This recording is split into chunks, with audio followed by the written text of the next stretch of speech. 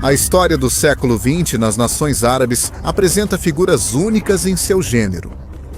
Esta terra milenar, desde os templos da Mesopotâmia até as pirâmides de Gizé, teve uma história cheia de glórias, romances, guerras e tragédias. Esse é o caso das figuras que vamos conhecer hoje: Saddam Hussein, Muammar Gaddafi e Gamal Abdel Nasser. São líderes que, venerados por alguns e rejeitados por outros, deixaram uma marca indelével, não só em seus respectivos países, mas também no resto do planeta. E hoje vamos conhecer sua extraordinária biografia. Quem fala com vocês é Alejandro Andrade, e este é a Nova Enciclopédia.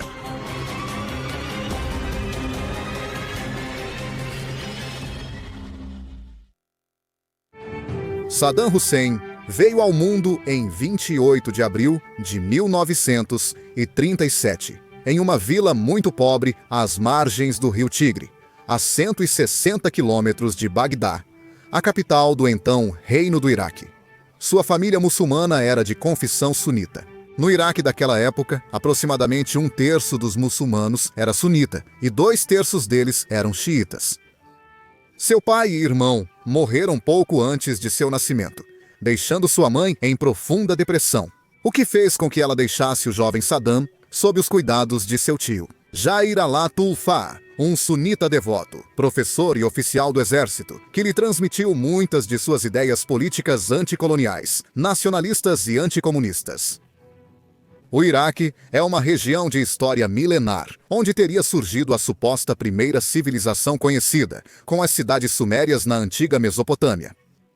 Foi centro de múltiplos impérios e campo de batalha de impérios rivais e clãs tribais internos, sendo a região dominada por vários séculos pelo Império Otomano. Ao final da Primeira Guerra Mundial, o território ficou sob ocupação britânica. É proclamado o Reino do Iraque com um monarca iraquiano pró-britânico, e Mosul é anexada ao nascente Estado iraquiano após ser descoberta sua riqueza petrolífera. 13 anos depois, em 1932, o Reino do Iraque foi admitido como uma nação supostamente soberana na Sociedade das Nações. Enquanto os britânicos mantinham presença militar, grande influência no governo e o controle da indústria petrolífera, diante disso, foi crescendo um já antigo nacionalismo árabe no Iraque. Este é o Iraque monárquico, em que nasceria Saddam Hussein. Período, além disso, marcado por constantes levantes e confrontos por motivos políticos com tons étnico-tribais. Uma região onde os conflitos políticos eram resolvidos e continuam sendo resolvidos por meio da força. É em um desses levantes no Iraque, o golpe de Estado nacionalista de 1941, no qual participou o tio de Saddam, Jair al-Tulfa. Esse golpe levou a uma nova invasão britânica que esmagou os nacionalistas, restituiu a monarquia e deixou o tio de Hussein atrás das grades. Saddam, que em árabe significa aquele que enfrenta. Ele precisou voltar para a casa da mãe, que se casou novamente e teve vários filhos, que maltratariam e abusariam de Saddam. Apesar de pastorear cabras e não poder estudar, era uma criança muito sociável. Aos 10 anos, Saddam foge da casa da mãe para morar novamente com o tio após sua libertação. Foi ele quem o encaminhou definitivamente para uma carreira política que o levaria a se tornar um dos líderes mais condenados da história contemporânea. Depois de se formar com dificuldade na escola, ele se muda com sua família adotiva para Bagdá, onde tenta, sem sucesso, entrar na academia militar, o mundo acadêmico e cultural de Bagdá. Naquela época, havia um forte sentimento contra a intervenção britânica e americana e contra a monarquia iraquiana. Saddam é tomado por esse sentimento e também se distancia de sua tradição muçulmana. Lá, em 1957, ele se junta ao Partido do Renascimento Árabe Socialista, conhecido como Partido Ba'ath, organização laica, nacionalista e revolucionária. Apegada ao socialismo árabe, que não deve ser confundido com o socialismo marxista ocidental, pois este não acredita na luta de classes nem na tomada dos meios de produção. O partido também acreditava no pan-arabismo, a união política dos diferentes povos árabes do mundo. Partido pequeno naquela época, mas em poucos anos passaria a governar por mais tempo do que qualquer outro. Em 1958, um grupo de oficiais derruba e executa o rei Faisal II e sua família, e coloca no poder o general Abdul Karim Qassim.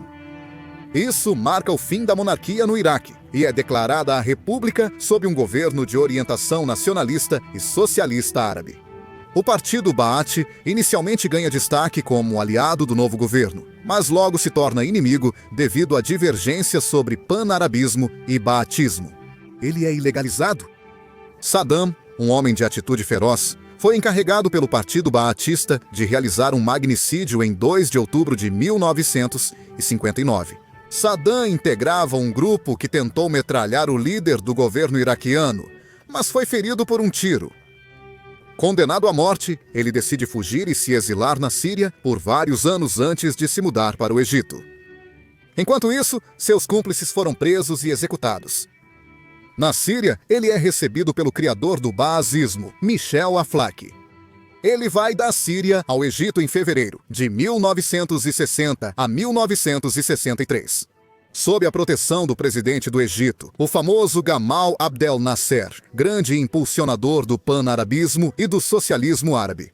Lá, ele se casou com sua prima, primeira esposa, mãe de seus 2 filhos, Uday e Kouzai.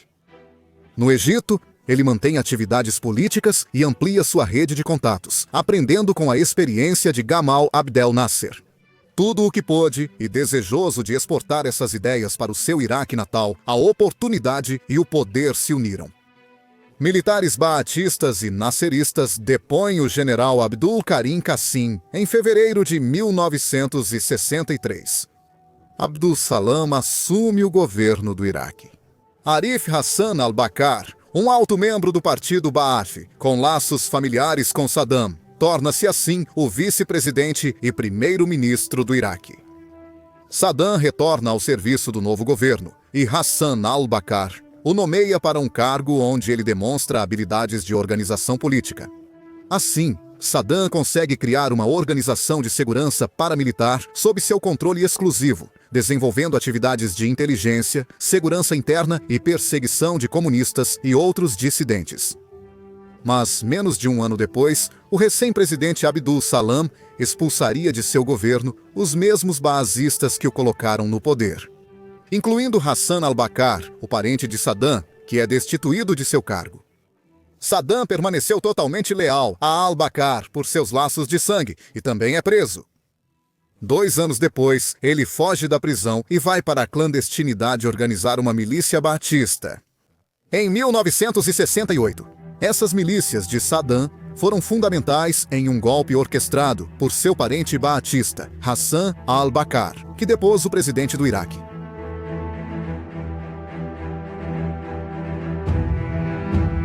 Finalmente, o partido Baath chegava sozinho ao poder. Hassan al-Bakr é nomeado presidente e Saddam, que havia conquistado a confiança do partido, é nomeado vice-presidente do Iraque e chefe do comando revolucionário. O baatista decidiu, desta vez, não perder o poder novamente. Saddam é encarregado de organizar a inteligência e segurança do novo regime. E imediatamente manda ao exílio alguns altos comandantes militares que não eram baatistas.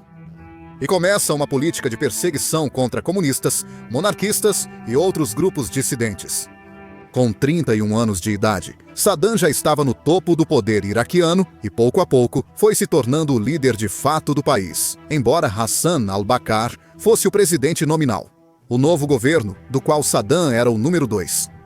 Liderando tarefas tanto na política interna quanto externa, ele conduz uma campanha de alfabetização e educação em massa no Iraque, sendo premiado pela Organização das Nações Unidas para a Educação, a Ciência e a Cultura. É desenvolvido um plano ambicioso de infraestrutura. Nova Constituição aprova voto feminino e garante acesso à propriedade e educação para mulheres. O sistema de saúde universal e a rede hospitalar do Iraque são melhorados e ampliados, e o desenvolvimento da indústria petrolífera é incentivado. Junto a essa política desenvolvimentista, havia uma rígida política de controle, vigilância e perseguição contra dissidentes externos e internos, assim como contra xiitas e curdos. Isso permite que Hussein se consolide como o verdadeiro governante de fato e estabilize o novo regime. Ele também passa a incluir membros de seu clã de Tikrit no aparelho estatal. Os vastos campos petrolíferos do Iraque eram o foco central de sua estratégia política. Saddam liderou a nacionalização da Companhia Petrolífera do Iraque em 1972. Um ano depois, os preços mundiais do petróleo dispararam. Após a nacionalização do petróleo, a receita petrolífera do Iraque multiplicou-se por 40 em menos de 10 anos. O Iraque se tornou um dos principais exportadores de petróleo do mundo e o desenvolvimento econômico do país apresentava índices sem precedentes. O governo de al-Bakr e Hussein faz um esforço para diversificar a economia. Implementaram uma campanha nacional de infraestrutura, com avanços em estradas, mineração e outras indústrias. A campanha também contribuiu para as indústrias energéticas. A eletricidade foi levada para quase todas as cidades do Iraque e muitas áreas rurais. Em 1972, após 4 anos do baatismo no poder, foi assinado um tratado de cooperação e amizade com a União Soviética. Ao mesmo tempo, havia uma relação instável com Síria, Irã e Egito, e postura inflexível com Israel, acusado de sionismo.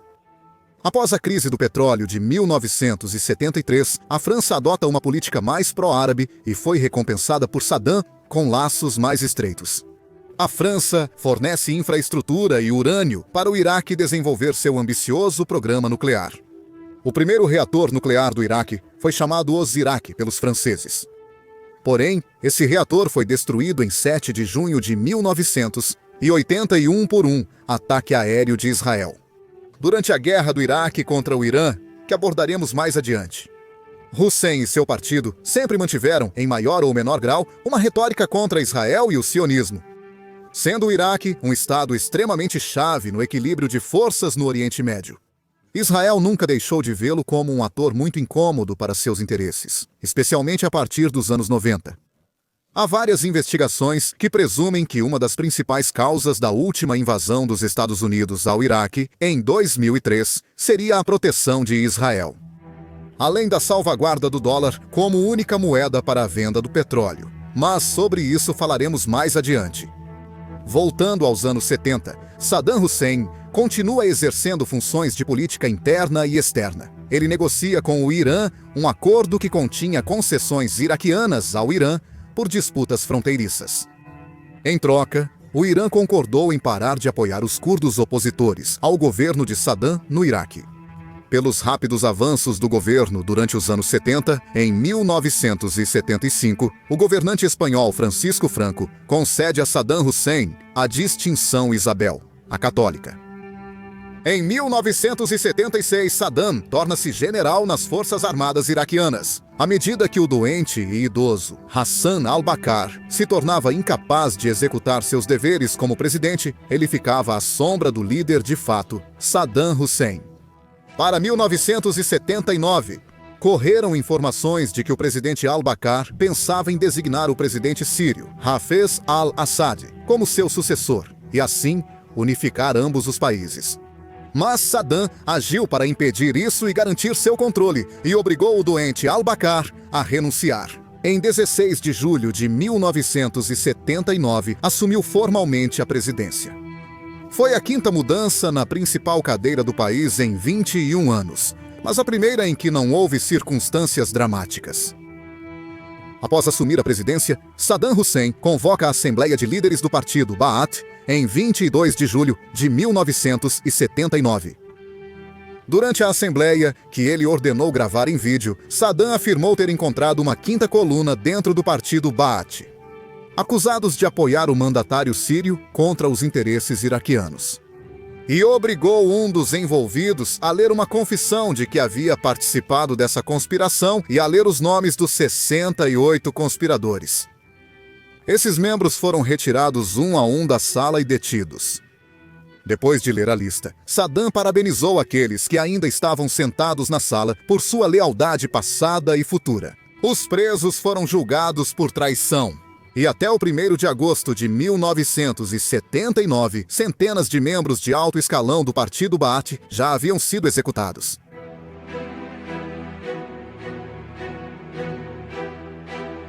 Durante seu governo, Saddam Hussein promoveu o nacionalismo étnico árabe iraquiano e exaltou a antiga Mesopotâmia como símbolo de um Iraque forte. Chegou ao ponto de fazer com que seu partido publicasse uma árvore genealógica que o vinculava a Saladino, ao rei babilônico Nabucodonosor e à família do profeta Maomé. A idolatria à personalidade de Saddam tornou-se onipresente na sociedade iraquiana. Milhares de retratos, estátuas e murais com sua imagem estavam espalhados pelas ruas. Bem próximo ao Iraque, no ano em que Saddam virou presidente, a Revolução Islâmica de 1979 no Irã, liderada pelo Ayatollah Ruhollah Khomeini, substituiu a monarquia iraniana por uma república islâmica de orientação xiita. Essa revolução iraniana e seu islamismo político foram vistos pelos Estados Unidos e Israel como uma grande ameaça aos seus interesses na região. Além disso, Saddam temia que as influências do xiismo revolucionário iraniano se espalhassem entre a maioria da população xiita no Iraque. Em convergência com a política expansionista de Hussein e encorajado pelos Estados Unidos e outras potências com interesses na região, o Iraque lança uma guerra contra o Irã com o argumento de que o Irã havia negado ao Iraque uma saída para o mar. O Iraque recebeu apoio logístico e armamentos da França, Estados Unidos da América e União Soviética, além de apoio financeiro do Kuwait e Arábia Saudita, que também se opunham à expansão do fundamentalismo islâmico do Irã. Embora, nesse conflito, os Estados Unidos também tenham vendido secretamente armas sofisticadas para o Irã através de Israel, no famoso escândalo Irã-Contras. Depois, os Estados Unidos atacaram alvos-chave do Irã para encerrar a longa luta. A guerra resultou em um conflito de 8 anos, sem vencedor definido, nem alterações nas fronteiras que a motivaram. O que aconteceu foi cerca de 1 milhão de mortos nos dois lados, Iraque e Irã, destruídos social e economicamente, e a Revolução Muçulmana Iraniana muito enfraquecida. Durante a guerra, o governo de Hussein lançou uma campanha violenta contra os curdos que se opunham ao regime e tinham apoio do Irã. Órgãos internacionais denunciam mais de 100 mil curdos mortos em 3 anos. E o uso de armas químicas pelo regime de Hussein. Armas químicas que foram desenvolvidas e usadas com o apoio e aval dos Estados Unidos. Todo esse tempo, Saddam não foi um criminoso para os Estados Unidos, mas sim um aliado muito útil. Por outro lado, o fim da guerra com o Irã intensificou as tensões já existentes entre o Iraque e seu vizinho rico, no Kuwait. Saddam começou a pressionar o Kuwait para que aliviasse as dívidas que o Iraque havia acumulado com o Kuwait durante a guerra, cerca de 30 bilhões de dólares. Mas o Kuwait se recusou. O Kuwait e a Arábia Saudita bombeavam mais petróleo que o acordado pela Organização dos Países Exportadores de Petróleo, mantendo os preços baixos quando o Iraque precisava vender caro para pagar sua dívida e recuperar a economia. Mas mesmo assim se recusaram a ceder. Saddam sempre defendia que o Kuwait era parte histórica e essencial do Iraque, existindo apenas como Estado, exceto pelas interferências do governo britânico em sua época, reafirmando uma crença que o nacionalismo iraquiano apoiava há 50 anos. Diante desse cenário, Saddam consultou a administração de Bush pai sobre seus planos de invadir e anexar o Kuwait.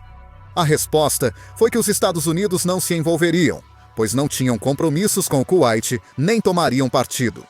Assim, em 2 de agosto de 1990, o governo de Saddam Hussein invadiu o Kuwait e depois o anexou como 19ª província do Iraque.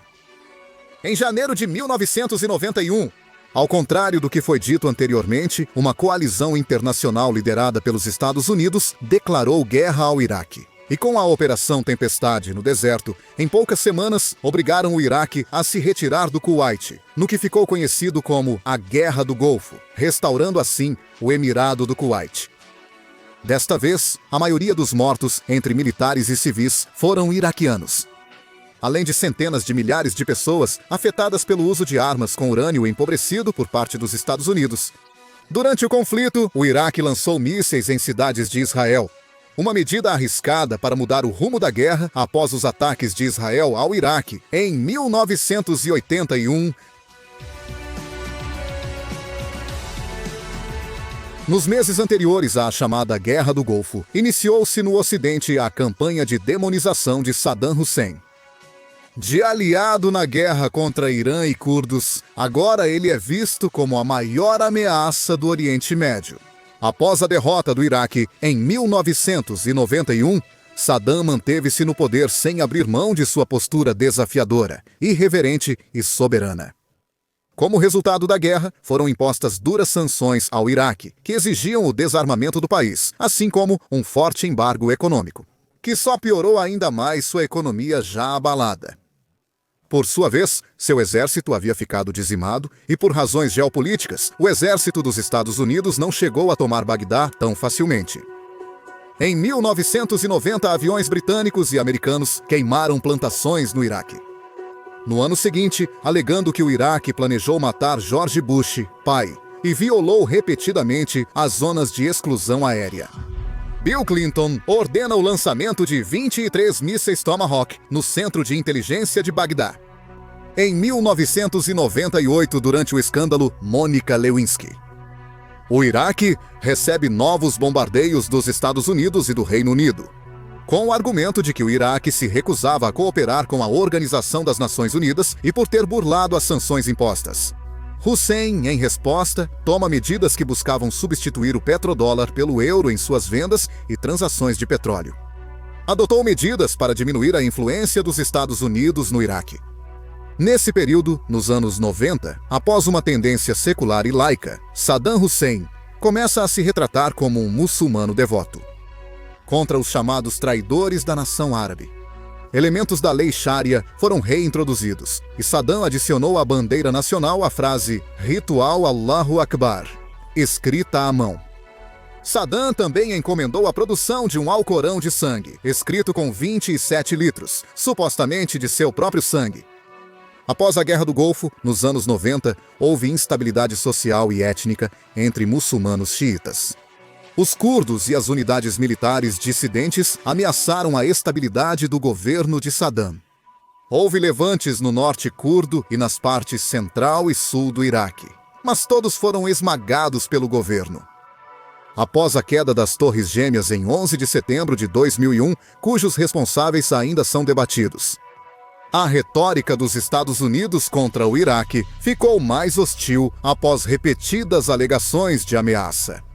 2 anos depois, uma nova coalizão liderada pelos Estados Unidos, com apoio essencial de agentes de Israel, iniciaram a invasão do Iraque em 20 de março de 2003.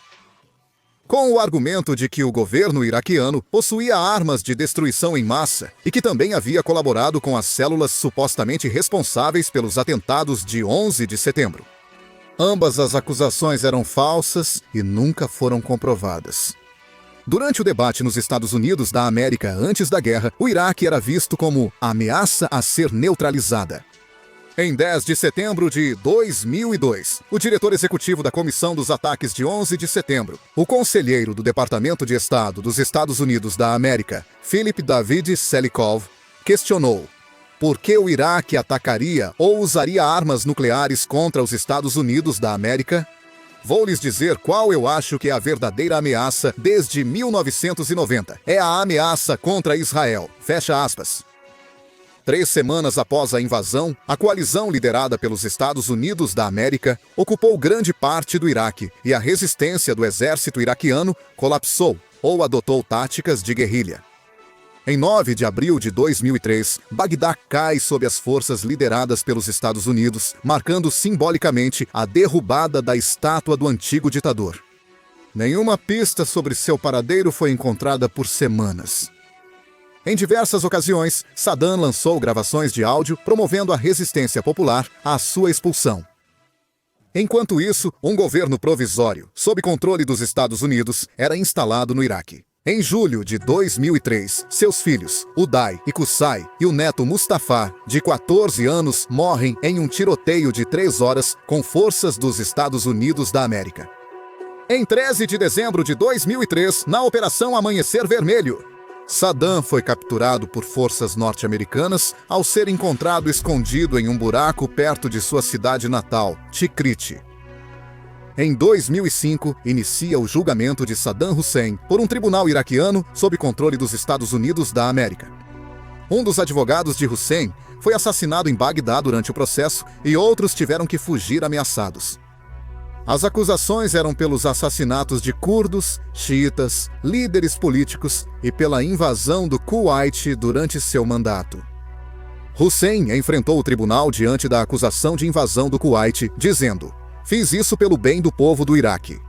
Como vocês podem defender esses cães?" O juiz o repreendeu pela linguagem e lembrou que estavam em um tribunal. Saddam olhou ao redor, sorriu e disse: "Tudo isso é um teatro. O verdadeiro criminoso é Bush."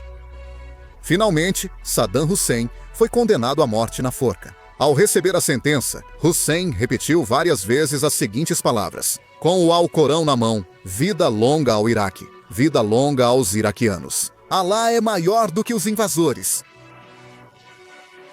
Finalmente, ele é enforcado em 30 de dezembro de 2006, após sua execução. Naquele mesmo dia, uma série de atentados abalou Bagdá, deixando pelo menos 70 mortos.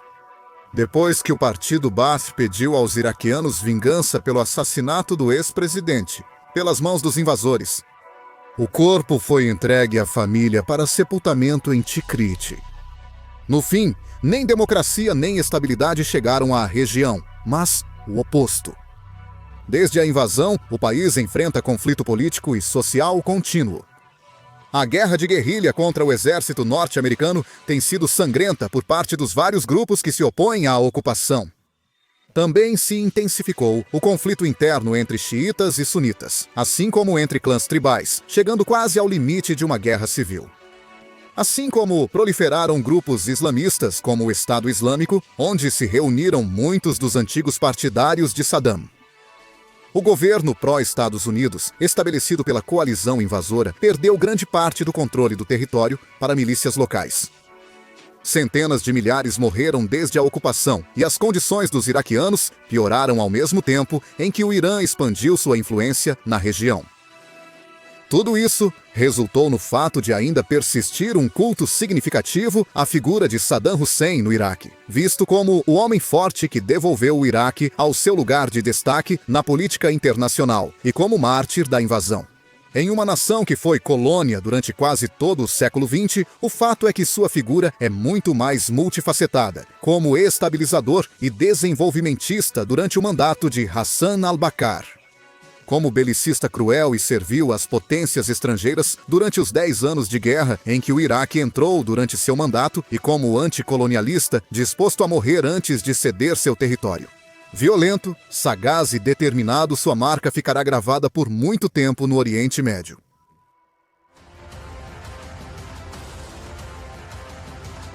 Muammar Gaddafi nasce em Sirte e cresce em uma Líbia ocupada pela Itália.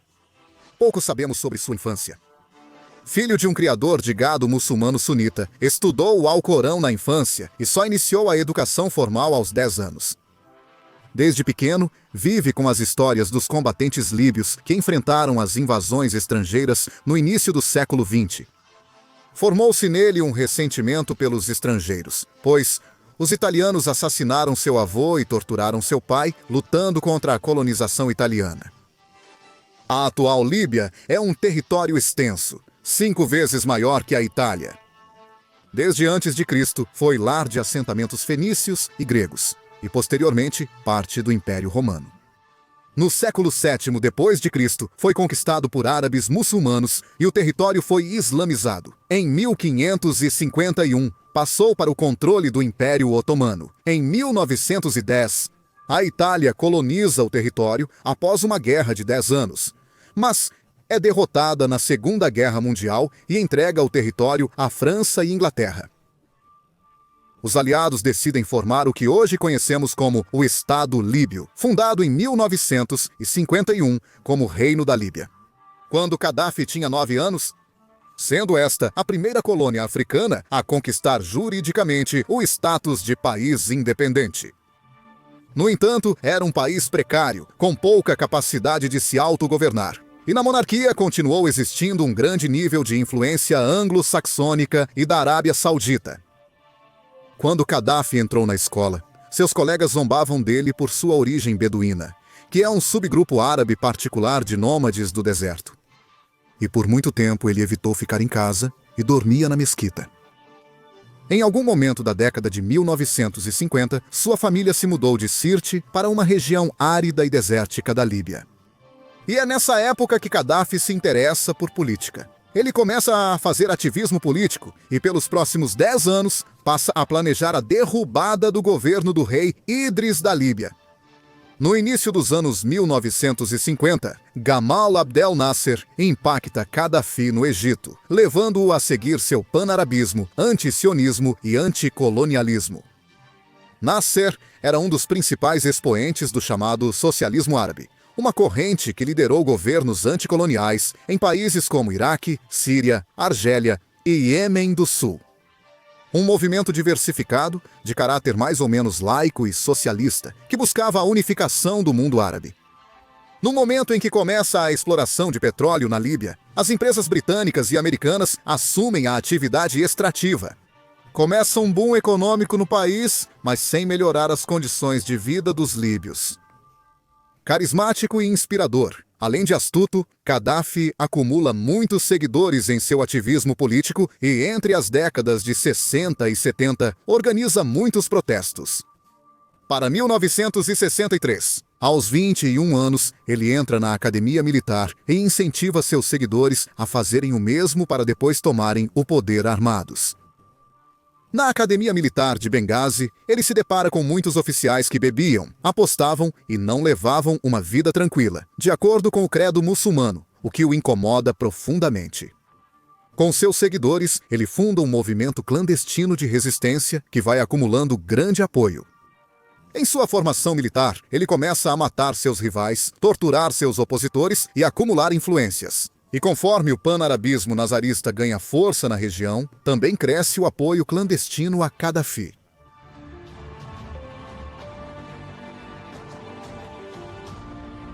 No verão de 1967, Israel ataca Egito, Jordânia e Síria na Guerra dos 6 Dias, resultando em uma derrota humilhante para os países árabes, despertando uma grande indignação no mundo árabe.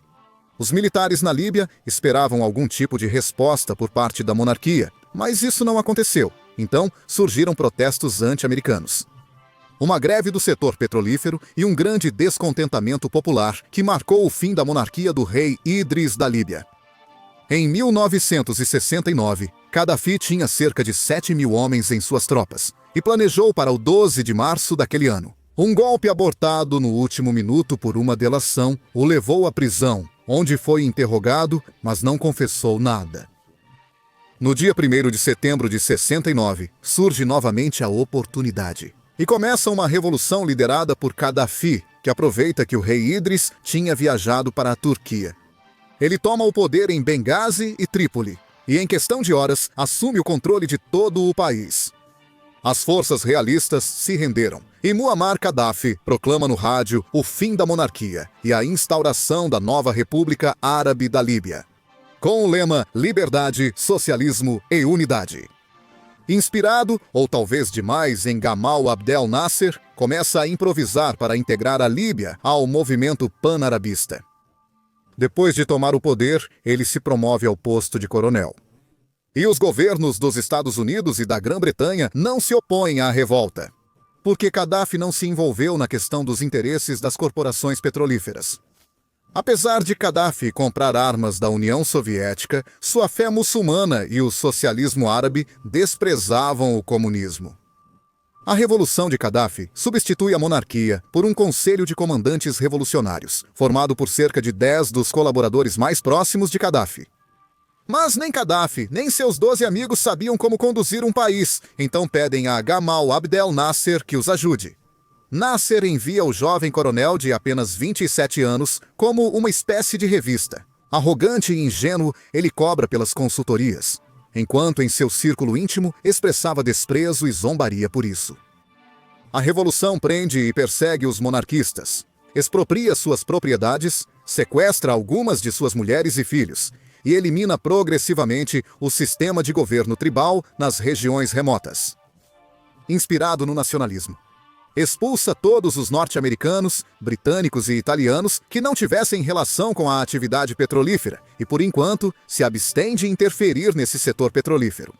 Porque sabia que os líbios não tinham profissionais para controlar uma indústria dessas, responsável pela maior renda do país. Em setembro de 1970, Gamal Abdel Nasser morre de um infarto e o jovem coronel Gaddafi fica sem um mentor. Mas, longe de se deprimir, ele aproveita a oportunidade para agora querer se mostrar no cenário internacional como o novo líder do panarabismo. Em 1971, ele organiza 2 tentativas de votação popular, fracassadas, nas quais a abstenção vence.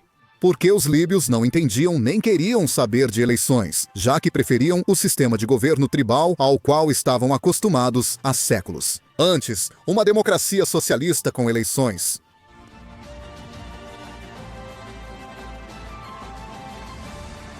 Em 16 de abril de 1973, Gaddafi anuncia uma revolução popular com 5 pontos-chave. Gaddafi seria o único autor das leis que governariam a Líbia, removeria as burguesias do poder, criaria uma enorme milícia revolucionária que ele arma como braço paramilitar. E inicia, inspirado em Mao Zedong, uma revolução cultural islâmica, destinada a apagar da história os vestígios da colonização estrangeira. Essa revolução popular organizou comitês civis que purgaram o aparato governamental com base na lei Sharia islâmica. Além disso, propõe criar a terceira via internacional, uma fusão única da Líbia entre Islã e socialismo, que se baseava no rígido controle do Estado por meio do Alcorão e em um capitalismo de Estado que o coronel Gaddafi lideraria pessoalmente. Por meio de mão dura contra opositores, alcança-se uma paz política e social. Nos anos seguintes, o governo nacionaliza parte da indústria petrolífera, assumindo 60% do controle. Implementa-se reforma agrária, amplia-se a rede de seguridade social, com serviços médicos públicos e eletricidade subsidiada. Assim como são subsidiados a gasolina, os empréstimos bancários, a compra de veículos, assim como os estudos secundários e universitários.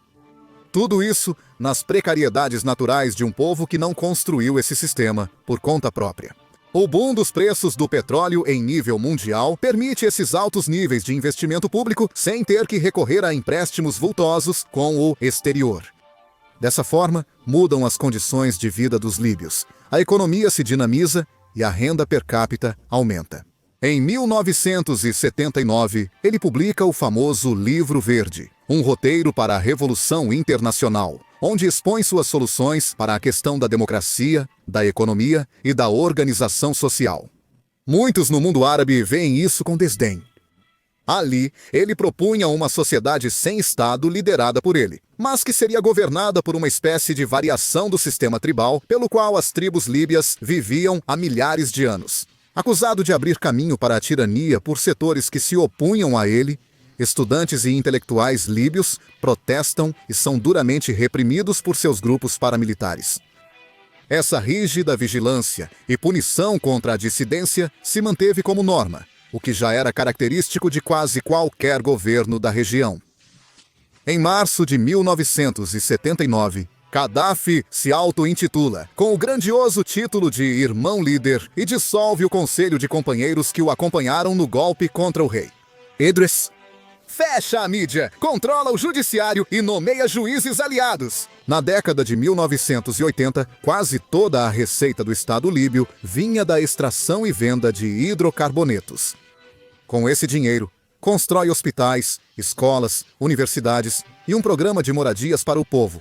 Ao longo dos anos 1980, mantém políticas hostis contra os pequenos comerciantes. Proíbe o comércio privado em 1984 e faz com que toda a distribuição de alimentos fique nas mãos de uma rede estatal de mercados de alimentos, que dificulta o acesso à comida e faz surgir mercados negros que as autoridades perseguiam. Era comum ver pessoas sendo presas e fotografadas com pacotes de farinha e pães, acusadas de serem contrabandistas.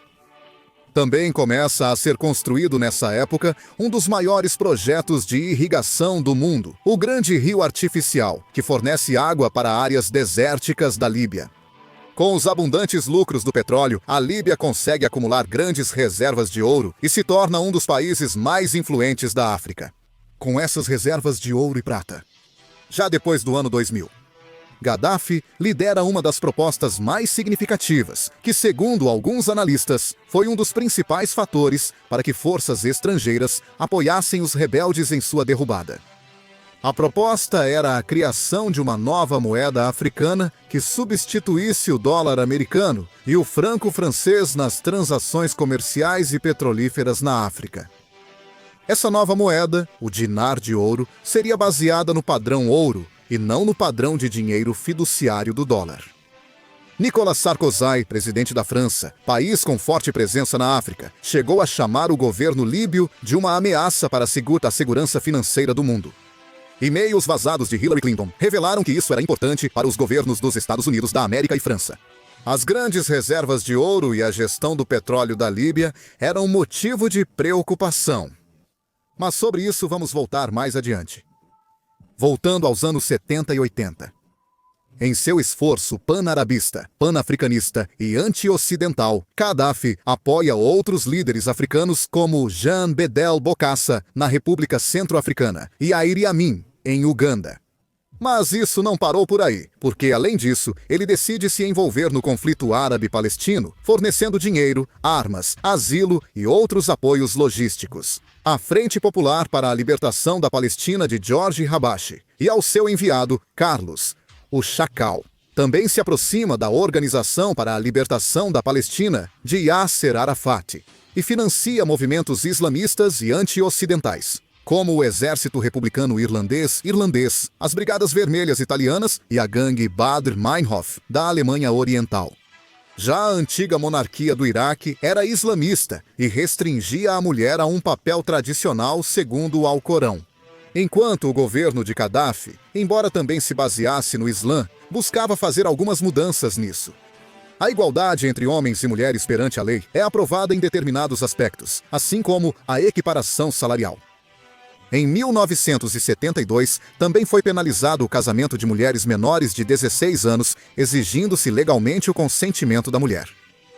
Durante anos, ele manteve um esquadrão de mulheres guarda-costas, chamadas de freiras revolucionárias. Gaddafi afirmava que o uso de guardas femininas demonstrava sua devoção pelo feminismo. Outros afirmavam que ele achava que os homens árabes não atirariam nas mulheres que o protegiam. Em 1980, a eleição de Ronald Reagan nos Estados Unidos da América marcou uma mudança na política externa do país, em relação a muitos países, e a Líbia não foi exceção. A hostilidade entre Washington e Trípoli era evidente. Reagan chamava Gaddafi de cachorro louco do Oriente Médio, enquanto Gaddafi zombava do passado hollywoodiano de Reagan. Devido à política hostil da Líbia contra Israel e sua importância estratégica na África e Oriente Médio para Israel e Estados Unidos da América, Washington impõe embargos e sanções ao regime líbio, limita os movimentos dos diplomatas de Gaddafi em Nova York e fecha a embaixada americana em Trípoli. Gaddafi contorna sanções ao vender petróleo à Europa e financia campanhas de líderes franceses e italianos. Coisa que ele fez até bem avançada a década de 2000. 5 de abril de 1986. Uma bomba explode em uma boate de Berlim Ocidental, frequentada por militares americanos.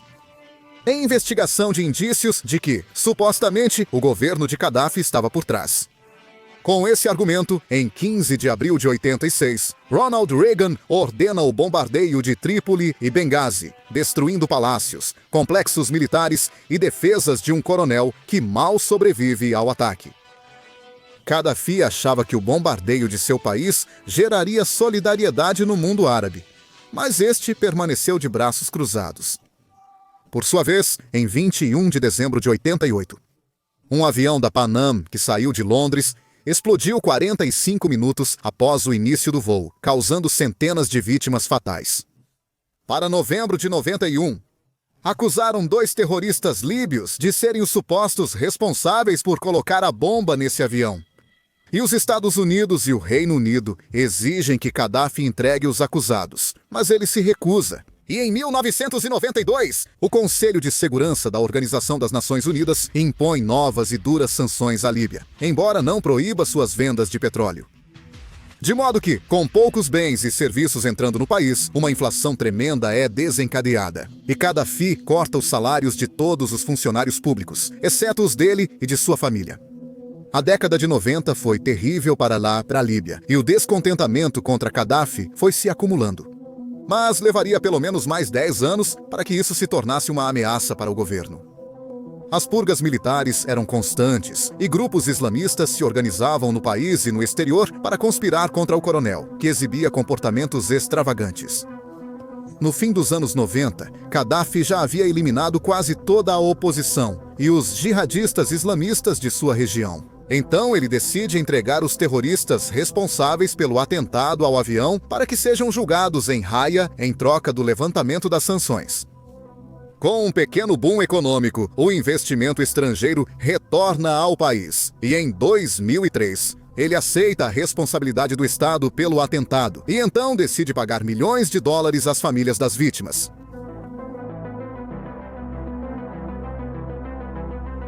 No início da década de 2000, George W. Bush chega à Casa Branca e a política bélica dos Estados Unidos no Oriente Médio se intensifica.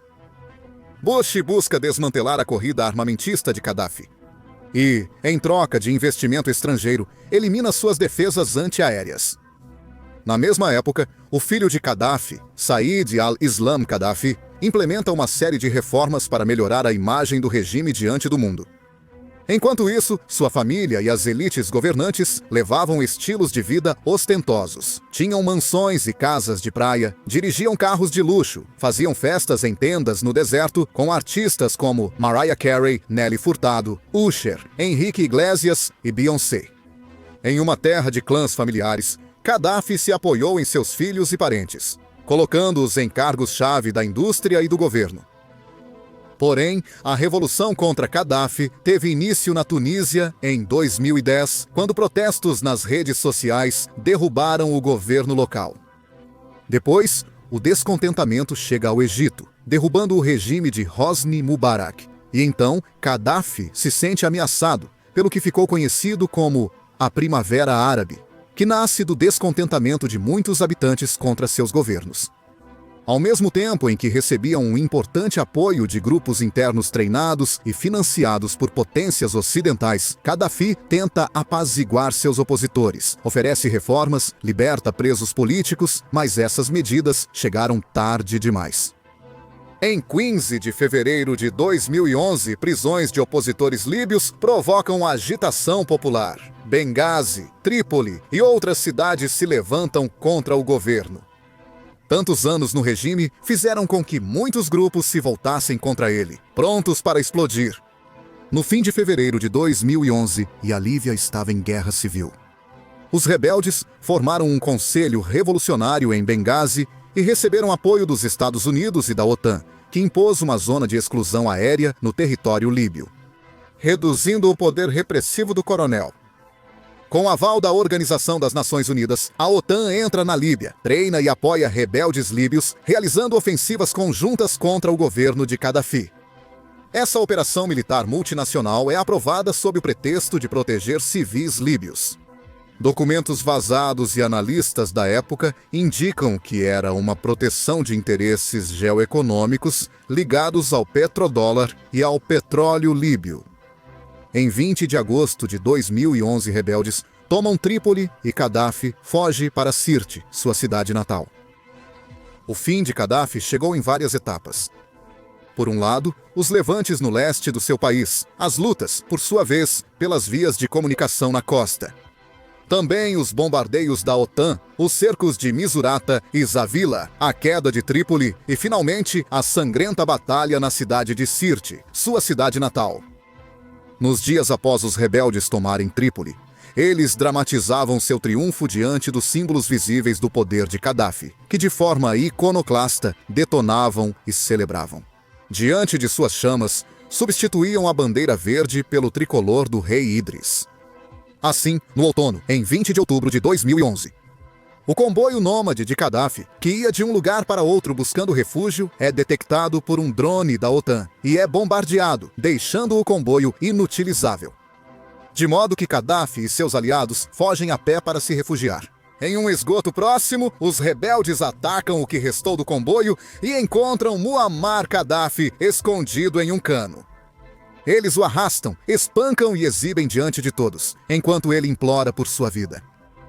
Os presentes usam suas contas de redes sociais para transmitir seus últimos momentos. Antes de morrer com um tiro na têmpora, disparado pelos próprios rebeldes, colocando fim a 4 décadas de seu governo. Seu corpo foi então exibido ao público por 2 dias. Gaddafi havia alertado que sua morte traria de volta jihadistas, assim como guerras civis internas na Líbia, e de fato, foi o que aconteceu. A morte de Gaddafi não trouxe mudança à Líbia, assim como em outros momentos de sua história. O destino da Líbia tem sido ditado por poderes estrangeiros desde tempos milenares. O que romanos, otomanos, italianos, britânicos e depois a OTAN decidiram? Com o desaparecimento físico de Gaddafi, chegaria outra crise, marcada pelo conflito entre os rebeldes e as facções islamistas. Depois, a ameaça do Estado Islâmico e a falta de governabilidade de uma região repleta de conflitos tribais. Hoje em dia, a Líbia continua sendo um Estado falido, sem sinais de estabilidade, enquanto a lembrança de Gaddafi nessa região é cada vez mais difusa.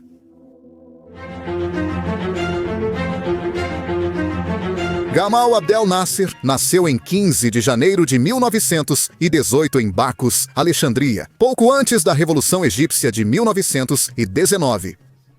Seu pai, carteiro, e sua mãe, dona de casa, viviam em um lar de classe média baixa na cidade. O Egito, que já foi lar do império mais duradouro da história, estava então sob ocupação militar. Gamalabdel Nasser, 1982. Gamal Abdel Nasser, futuro líder do Egito, apesar das origens humildes, aprendeu muito com sua família e criação. Tudo o que precisava para ascender em uma sociedade onde as origens e as castas continuavam sendo fatores importantes para a ascensão e o sucesso social. Nasser passa os primeiros anos de sua vida em um país onde a agitação, os distúrbios, as confusões e os tumultos eram coisas de todos os dias. Por décadas, egípcios pediram governo próprio. Até que os protestos populares e violentos que explodem na Revolução Egípcia de 1919 levam ao seu auge. 40 anos de ocupação britânica em 1922, com a semi-independência do Egito, após a instauração do Reino do Egito, uma monarquia fantoche dos britânicos que, além disso, se recusaram a abandonar o estratégico Canal de Suez, que continuou sob seu controle. Interessado por política desde adolescente, Nasser protestaria na década de 1930, sendo preso e liberado sob fiança em 1934. Depois, ele se juntou a forças paramilitares em 1935 e participou dos protestos no ano seguinte. Em 1937, Nasser se inscreve na Academia Militar, que havia aberto suas portas para alunos de origens humildes como ele. E foi nessa instituição de ensino que ele daria início ao que seria o alvorecer de uma longa, proeminente e extensa carreira. Na academia, todos ao seu redor compartilhavam das mesmas ideias de governo nacionalista egípcio. Essas eram as ideias populares entre os jovens na época. Nasser lia o Alcorão e biografias dos descendentes e colaboradores de Maomé. Ele também estudava figuras militares do mundo, como Mustafa Kemal Atatürk, Napoleão Bonaparte, Otto von Bismarck, Garibaldi e Winston Churchill.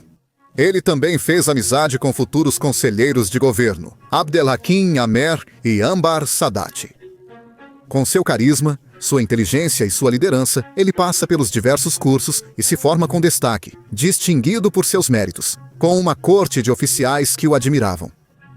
Após a academia, ele é enviado para diferentes lugares em missões militares, primeiro para Mankabat, depois para Khartoum, Sudão, Cairo e depois é designado como instrutor da Academia Militar. As vocações nacionalistas em Acre se intensificaram após o incidente do Palácio de Abdeen, em 1942. Nesse incidente, os britânicos cercaram o palácio do rei egípcio Farouk para obrigá-lo a exigir a renúncia do primeiro-ministro egípcio, Hussein Sirri Pasha, em favor de Mostafa el-Nahas. Mostafa el-Nahas era quem o Reino Unido considerava o homem útil para seus esforços de guerra contra as potências do eixo em plena Segunda Guerra Mundial. O embaixador britânico, Miles Lamson, chegou até a entrar armado no palácio e, sob a mira de uma arma, exigiu que o rei Farouk fizesse o mesmo. Sua punição seria ser bombardeado, preso e colocado no exílio. A ameaça surtiu efeito porque aquele jovem rei de 22 anos fez tudo o que os britânicos exigiram dele. Nasser viu isso como uma flagrante violação da soberania egípcia e decidiu formar uma organização de oficiais nacionalistas ativos com o objetivo de tomar o controle do país. E na vida pessoal, Nasser havia se casado com Tahria Kazem. Após uma declaração da Organização das Nações Unidas, que dividia os territórios da Palestina em um Estado judeu e outro árabe, consolidando assim o reconhecimento oficial do Estado de Israel.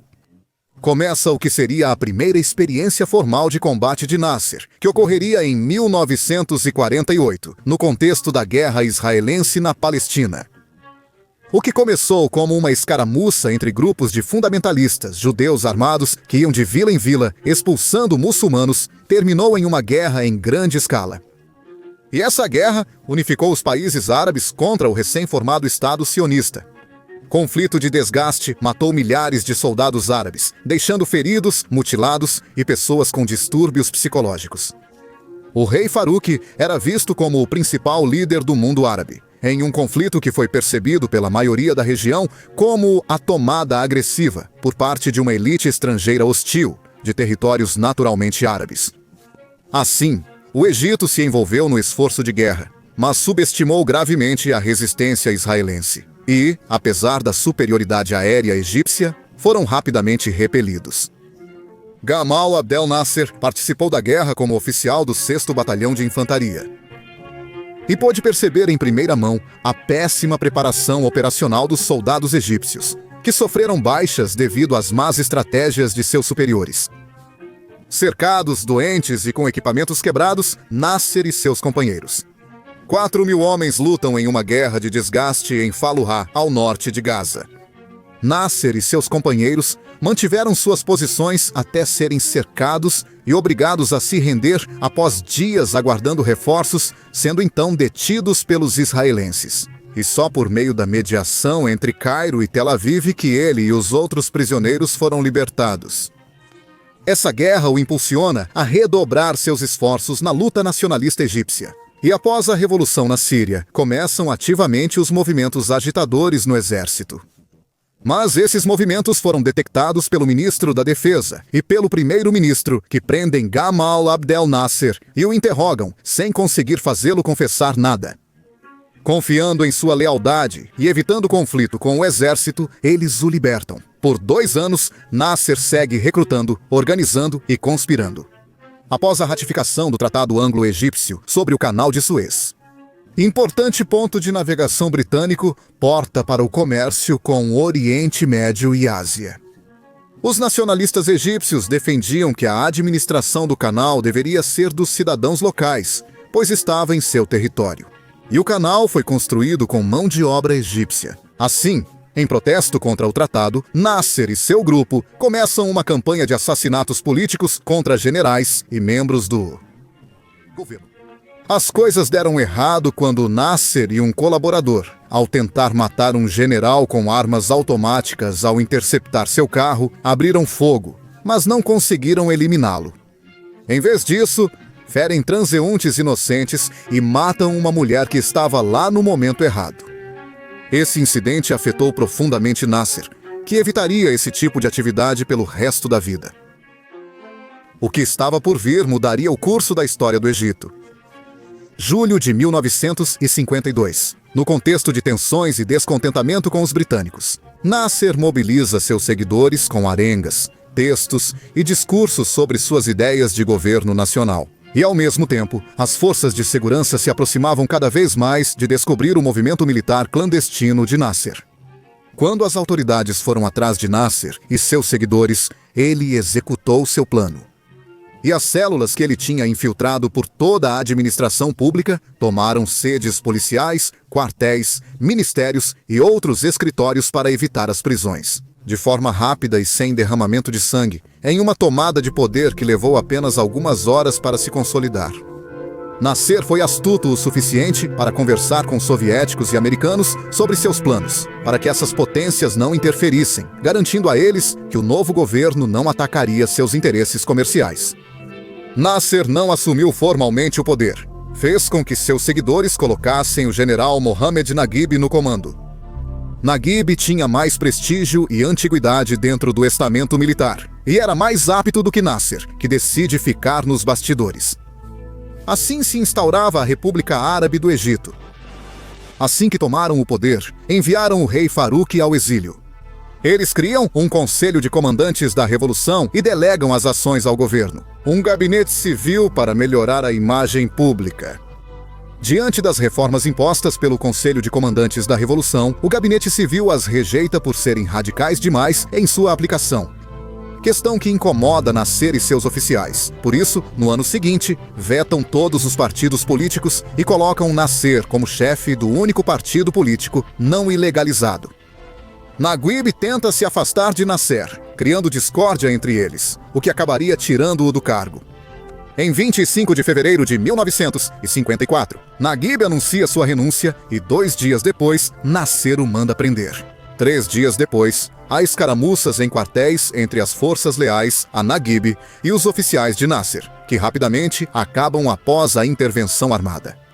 E então, em 5 de março, Nasser começa a governar por decretos, até que em novembro daquele ano assume formalmente a presidência do Conselho de Comandantes Revolucionários. Após ter eliminado a oposição armada, executado os comunistas e encarcerado boa parte da liderança dos Irmãos Muçulmanos, que inclusive um mês antes tentaram assassiná-lo em um atentado.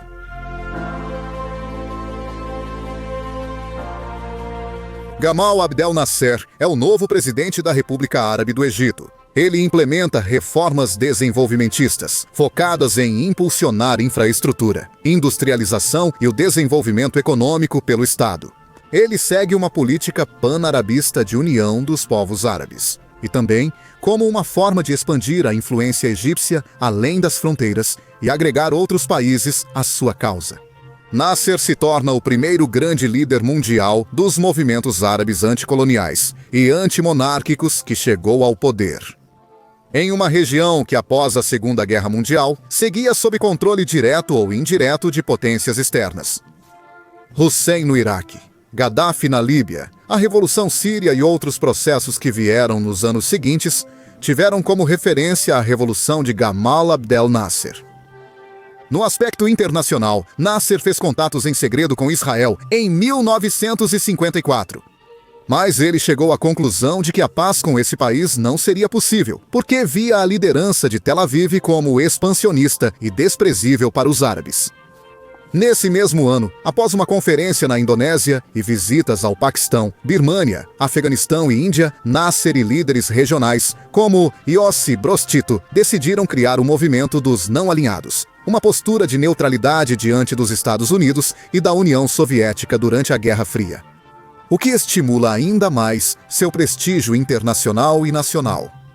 Esse prestígio também lhe serviu para redigir, no ano seguinte, uma constituição feita sob medida, que submeteu a referendo aprovador com resultados esmagadoramente positivos para sua popularidade. Dá direito de voto às mulheres, proíbe a discriminação com base no sexo e protege os direitos das mulheres no ambiente de trabalho. Dissolve o Conselho de Comandantes da Revolução e seus membros deixam o uniforme militar para assumir a gestão ministerial em caráter civil. Mas o governo e a política de Nasser chocavam com os propósitos geopolíticos e interesses comerciais da França e do Reino Unido, que viam com desdém o apoio de Nasser à revolução. Na Argélia, a rejeição ao Pacto de Bagdá, de fabricação britânica, o reconhecimento da China de Mao, a compra de armas da Tchecoslováquia. Sua política de neutralidade, originada no movimento dos não alinhados, e o apoio às revoluções do socialismo árabe em preparação no Oriente Médio e na África. Sendo assim, os Estados Unidos e o Reino Unido decidem fazer com que o Banco Mundial não financie a construção de uma importante represa no Egito, que era parte integrante do projeto de Nasser. Em retaliação, ele decide nacionalizar a companhia administradora do Canal de Suez, em 26 de julho de 1956, dizendo que com esse ato será financiada a construção da represa.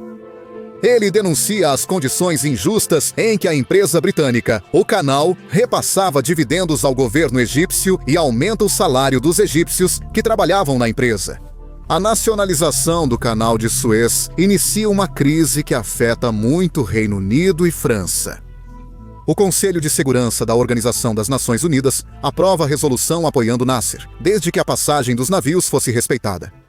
No entanto, em outubro de 1956, os egípcios são invadidos pelos israelenses, que cruzam a península do Sinai e tomam as bases e postos militares egípcios. E poucos dias depois, aviões britânicos e franceses bombardeiam as bases aéreas egípcias próximas ao canal. Nasser manda suas tropas saírem do Sinai para reforçar a defesa do canal. E temia que os tanques israelenses destruíssem toda a sua artilharia. A luta foi dura. 2.000 soldados egípcios morreram sob balas e fogo israelenses. 5.000 soldados foram feitos prisioneiros de guerra. E os conselheiros de Nasser sugerem que ele se renda, mas ele se recusa, entrega armas à população civil e organiza milícias para lutar. Enquanto isso, o governo dos Estados Unidos da América, liderado por Dwight Eisenhower, reprova a invasão de Israel, França e Reino Unido e exige intervenção da Organização das Nações Unidas no fim de dezembro, sem resultado e sem apoio de outras potências. A maioria das forças invasoras se retira do território egípcio, com exceção dos israelenses, que permaneceram lá até março. De 1957, libertaram os detidos após executarem alguns. Nasser responde com uma reforma do serviço civil, restringe as liberdades civis dos judeus e faz com que vários deles sejam exilados e tenham suas propriedades confiscadas. Em abril, o Canal de Suez reabre, agora sob controle egípcio. A posição de Nasser se fortalece ainda mais, pois, na propaganda, a invasão pareceu fracassar ao tentar derrubá-lo. Em 1957, o pan-arabismo nasserista dominava o mundo árabe. O Egito só tinha a Síria como aliado regional concreto. Em setembro daquele ano, os turcos concentram tropas na fronteira com a Síria, como parte de um complô do Pacto de Bagdá para derrubar o governo sírio. E Nasser envia contingentes militares para defender o governo de Damasco, aumentando seu prestígio na região. À medida que cresce a instabilidade política na Síria, surge a ideia de que Síria e Egito se unam como um único país-estado. No início, Nasser rejeita a ideia devido às disparidades econômicas, falta de contiguidade territorial e histórico sírio de intervenção em outros países, assim como as profundas divisões sociais entre os sírios. Em 1958, os sírios o fazem mudar de ideia ao alimentar seu medo de que a Síria caísse nas mãos comunistas. Assim, em uma experiência inédita no século XX, no dia 1º de fevereiro, Egito e Síria se fundem na República Árabe Unida. Com Nasser como seu presidente, Nasser viaja a Damasco e é recebido por grandes multidões. Quem achava que Nasser usaria o partido Ba'ath, governante na Síria, como aliado para comandar a República Árabe Unida, estava enganado. Pois Nasser infiltra seus seguidores nos órgãos policiais e de inteligência militar sírios. Ele dissolve todos os partidos políticos na Síria, inclusive o Ba'ath, e nomeia 2 governadores para cada província. Embora Nasser permita aos baatistas cargos de poder, eles nunca os compartilharam em igualdade. No nível internacional, a Jordânia se sentia ameaçada por esse novo país, e os sírios tentavam constantemente desestabilizar esse governo. O Iraque se une à Jordânia em sua resistência ao expansionismo de Nasser, enquanto a Síria era governada por Nasser como uma província egípcia. O que levou os sírios a orquestrar um golpe de Estado em 1961 que exigia reformas. E embora Nasser tenha pensado em conter a revolta, ele deixou que os sírios assumissem o poder. Assim, após 3 anos, encerra-se o experimento da República Árabe Unida. Após isso, Nasser foca no país e amplia seu plano de desenvolvimento. Avança a modernização do Egito em tecnologia, infraestrutura e questões sociais. Investe em educação e saúde, construindo escolas e hospitais, e constrói vias de comunicação. Para maio de 1967, os soviéticos enviam a Nasser relatórios falsos de que Israel planejava atacar Síria e Egito. Nasser reúne forças no Sinai, ocupa posições da Organização das Nações Unidas em Sharm el-Sheikh e firma aliança defensiva com a Jordânia, já aliada ao Iraque. Para mobilizar, a Síria também reúne tropas e tanques na fronteira. Os operadores de inteligência de sinais de rádio de Israel percebem os movimentos militares. Em uma operação conjunta, as nações árabes decidem invadir Israel. Mas o contra-ataque israelense foi contundente no que ficou conhecido como a Guerra dos 6 Dias, resultando em uma derrota humilhante para os exércitos árabes e na ocupação por Israel da faixa de Gaza e da Cisjordânia. Após a derrota, Nasser troca o comandante das Forças Armadas e, com remorso, admite sua derrota ao país e ao povo. Nos últimos anos de sua presidência, Nasser se torna comandante das Forças Armadas, presidente e primeiro-ministro. Remove os militares do governo e busca desmantelar o aparato de inteligência militar, que havia falhado com ele na Síria e que havia falhado com ele na Guerra dos 6 Dias contra Israel. Uma pedra no sapato que ele tentaria remover, financiando o Movimento Nacional de Libertação da Palestina, Al-Fatah, de Yasser Arafat, com armas e dinheiro. Esse movimento faz uma guerra de desgaste com milhares de ataques variados contra Israel. Os israelenses respondem com artilharia pesada contra esses grupos palestinos, resultando em uma nova crise de refugiados árabe-palestinos. Em 1970, ao final de uma cúpula da Liga Árabe, em setembro, Nasser sofre um infarto.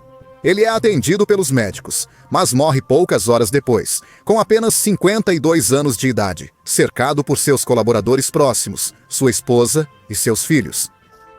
Após sua morte, os árabes ficaram em choque e seu funeral foi massivo, com mais de 5 milhões de pessoas nas ruas. Cortejo fúnebre de 10 quilômetros, com militares, tanques e desfile aéreo.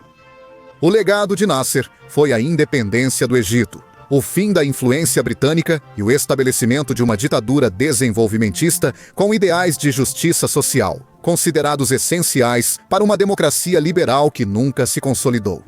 Ele desenvolveu infraestrutura, educação, cultura, bem-estar social e eliminou o feudalismo que atrasava o país. E tudo isso veio junto com a restrição das liberdades civis, políticas e religiosas. E com um estado policial extremamente repressor e uma economia relativamente instável, sujeita aos caprichos da geopolítica. No entanto, sua figura como inspiração para os movimentos nacionalistas árabes continua vigente até hoje. Obrigado, espero que tenham gostado do vídeo. Assim, vocês podem acessar sites bloqueados, proteger suas informações na era digital e ter acesso a um catálogo muito maior de séries, documentários e filmes no mundo todo. Um negócio perfeito e livre de riscos.